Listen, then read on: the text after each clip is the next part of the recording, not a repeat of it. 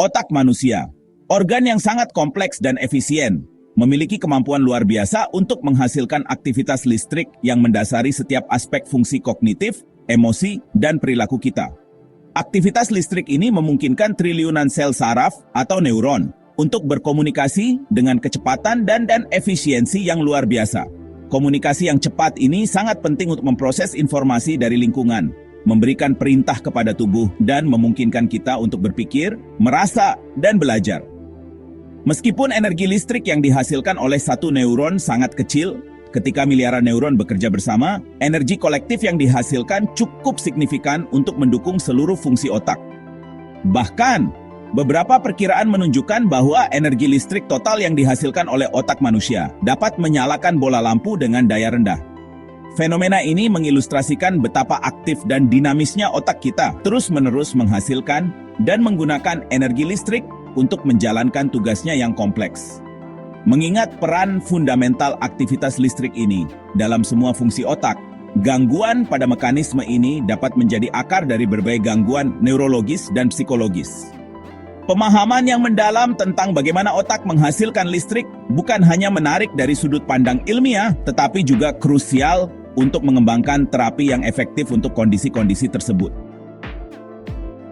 Produksi sinyal listrik di otak terutama merupakan tanggung jawab sel-sel saraf yang dikenal sebagai neuron. Neuron adalah unit fungsional dasar dari sistem saraf yang dirancang khusus untuk mengirim dan menerima informasi dalam bentuk impuls listrik. Setiap neuron memiliki struktur dasar yang terdiri dari beberapa bagian penting yang berperan dalam penghantaran sinyal. Dendrit adalah cabang-cabang pendek yang keluar dari badan sel dan berfungsi sebagai penerima sinyal dari neuron lain. Badan sel atau soma mengandung inti sel dan organel lainnya dan merupakan tempat di mana sinyal-sinyal yang diterima diintegrasikan. Akson adalah serat panjang yang keluar dari badan sel dan bertugas mengirimkan sinyal listrik ke neuron lain, otot, atau kelenjar. Banyak akson yang dilapisi oleh selubung mielin, lapisan isolasi yang mempercepat penghantaran impuls saraf. Neuron berkomunikasi satu sama lain di persimpangan yang disebut sinapsis.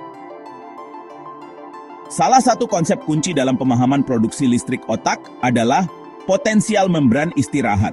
Neuron, seperti sel-sel lain dalam tubuh, mempertahankan perbedaan muatan listrik antara bagian dalam dan luar selnya. Perbedaan ini yang diukur sebagai voltase dikenal sebagai potensial membran. Dalam keadaan istirahat, ketika neuron tidak aktif mengirimkan sinyal, bagian dalam sel biasanya bermuatan negatif relatif terhadap bagian luar pi dengan nilai sekitar minus 70 mV. Perbedaan muatan ini terutama disebabkan oleh perbedaan konsentrasi ion-ion tertentu di dalam dan di luar sel, terutama ion natrium N+ yang lebih banyak di luar sel dan ion kalium K+ yang lebih banyak di dalam sel. Untuk mempertahankan gradien konsentrasi ion ini, neuron menggunakan pompa natrium kalium, sebuah protein di membran sel yang secara aktif memompa ion natrium keluar dari sel dan ion kalium ke dalam sel menggunakan energi dalam bentuk ATP. Proses aktif ini penting untuk menjaga potensial membran istirahat yang stabil, yang merupakan prasyarat untuk kemampuan neuron menghasilkan sinyal listrik. Keseimbangan ion yang tepat dan fungsi kanal ion yang terkontrol sangat penting untuk proses ini. Gangguan pada gradien ion atau fungsi kanal dapat menyebabkan berbagai masalah neurologis, menyoroti pentingnya menjaga keseimbangan ini. Sinyal saraf dikirimkan melalui neuron dalam bentuk impuls listrik yang disebut potensial aksi. Potensial aksi adalah perubahan singkat dan cepat dalam potensial membran yang merambat sepanjang akson neuron. Proses ini dimulai ketika neuron menerima stimulus dari neuron lain atau dari sel sensorik yang cukup kuat untuk menyebabkan depolarisasi membran sel. Depolarisasi terjadi ketika saluran ion natrium yang terdapat pada membran sel terbuka memungkinkan ion natrium bermuatan positif untuk masuk ke dalam sel. Masuknya ion natrium ini menyebabkan bagian dalam sel menjadi lebih positif, dan jika depolarisasi mencapai ambang batas tertentu, sekitar minus 55 mV pada banyak neuron, maka potensial aksi akan dipiku. Potensial aksi adalah fenomena semua atau tidak sama sekali, yang berarti bahwa jika ambang batas tercapai, potensial aksi akan terjadi dengan kekuatan penuh, terlepas dari seberapa besar stimulusnya. Gelombang depolarisasi ini kemudian merambat sepanjang akson dari badan sel menuju terminal akson, membawa sinyal listrik. Setelah depolarisasi, saluran natrium akan menutup dan saluran kalium akan terbuka, memungkinkan ion kalium bermuatan positif untuk keluar dari sel. Keluarnya ion kalium ini menyebabkan repolarisasi, yaitu kembalinya potensial membran ke keadaan istirahat yang negatif. Prinsip semua atau tidak sama sekali ini menunjukkan bentuk komunikasi digital dalam sistem saraf, di mana kekuatan stimulus tidak dikodekan dalam amplitudo potensial aksi, tetapi dalam frekuensi penembakan neuron, sebuah konsep fundamental dalam pengkodean saraf. Evolusi mekanisme untuk menghasilkan sinyal listrik ini menyoroti pentingnya kemampuan ini bagi perkembangan sistem saraf pada hewan. Komunikasi antar neuron tidak terjadi secara langsung melalui kontak fisik, melainkan melalui persimpangan khusus yang disebut sinapsis. Sinapsis adalah celah mikroskopis antara terminal akson neuron presinaptik neuron yang mengirimkan sinyal dan dendrit atau badan sel neuron postsinaptik neuron yang menerima sinyal.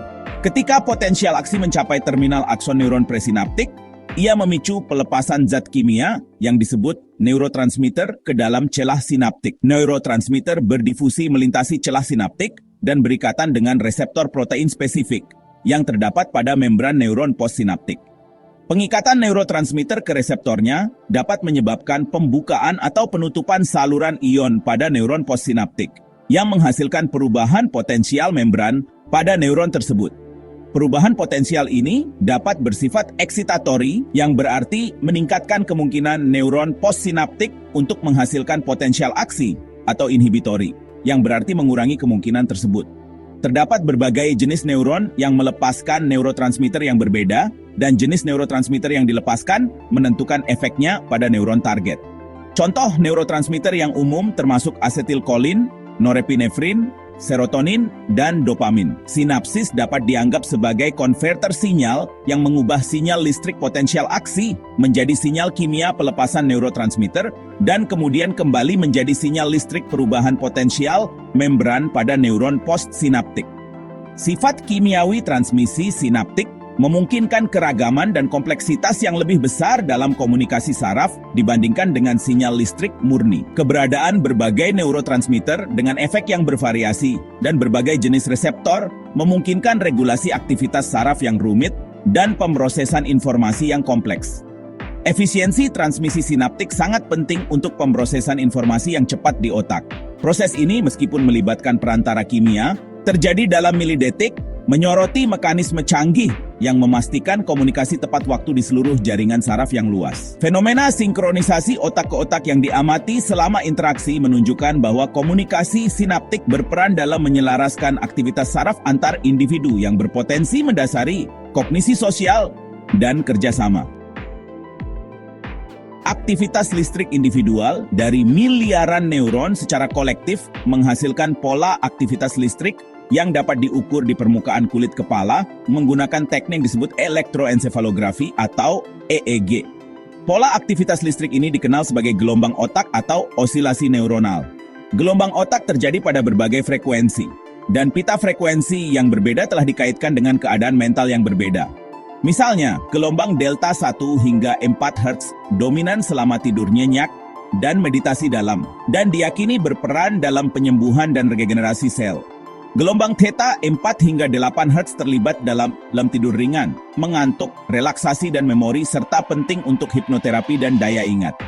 Gelombang alfa 8 hingga 12 Hz dominan saat istirahat terjaga, relaksasi dan melamun dan terkait dengan pengurangan stres dan kecemasan. Gelombang beta 12 hingga 38 Hz dominan saat kesadaran penuh, fokus dan pemecahan masalah serta terkait dengan kewaspadaan dan pengambilan keputusan.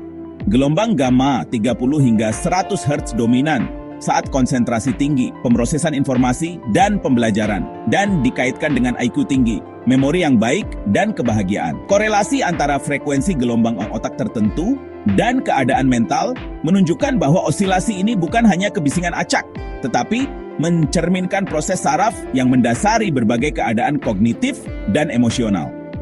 Pengamatan aktivitas gelombang gamma selama pengalaman mendekati kematian menunjukkan bahwa otak mungkin mengalami lonjakan aktivitas saraf intens yang terkait dengan ingatan pada saat kematian. Konsep sinkronisasi saraf meluas ke aktivitas kolektif neuron dalam otak individu, di mana pola penembakan yang sinkron berkontribusi pada pemrosesan informasi yang efisien dan fungsi kognitif seperti perhatian dan memori. Sebagai kesimpulan, otak manusia menghasilkan listrik melalui serangkaian proses elektrokimia yang rumit di tingkat sel saraf. Perbedaan konsentrasi ion di dalam dan di luar neuron menciptakan potensial membran istirahat. Stimulus memicu pembentukan potensial aksi, impuls listrik yang merambat sepanjang akson. Komunikasi antar neuron terjadi melalui sinapsis, di mana neurotransmitter mengubah sinyal listrik menjadi sinyal kimia, dan kembali lagi, aktivitas listrik kolektif dari miliaran neuron menghasilkan gelombang otak yang mencerminkan berbagai keadaan mental. Pemahaman mendalam tentang mekanisme produksi listrik di otak sangat penting, tidak hanya untuk memahami fungsi otak secara keseluruhan, tetapi juga untuk mengembangkan pengobatan yang lebih efektif untuk berbagai gangguan neurologis dan psikologis. Bagaimana menurut kamu? Selanjutnya, bahas apa lagi ya? Tulis di kolom komentar. Jangan lupa subscribe dan nyalakan loncengnya agar tidak ketinggalan info menarik lainnya.